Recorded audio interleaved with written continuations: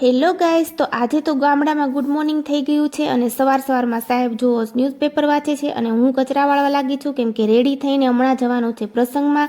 તો જો અહીંયા મમ્મી છે અને રુદ્ર તો રેડી થઈને ફોટા પડાવવા તૈયાર થઈ ગયા છે. એન્ડ ગાઈસ, હું પણ રેડી થઈને ફોટા પડાવવા એન્ડ રીલ્સ બનાવવા આવી ગઈ છું. અહીંયા બાજુમાં મારા કાકાજીના ઘર છે ત્યાં.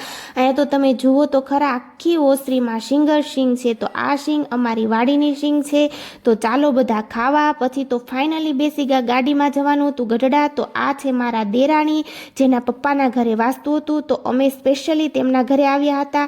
અને અહીંયા જે લોકો બેઠા છે ને તે બધા જ મારા વિડીયોઝ જુએ છે. અને જો અમે સામે જ સાહેબ બેસી ગયા છે, તેના ભાઈ હોય ને તો તેને મોજે મોજ હોય. અને પછી તો 12:30 થઈ ગયા હતા તો અમે લોકો આવી ગયા જમવા. અને જમવામાં મિક્સ શાક, રોટી, ખમણ અને દાળ ભાત, બહુ સ્વાદિષ્ટ હતું જમવાનું.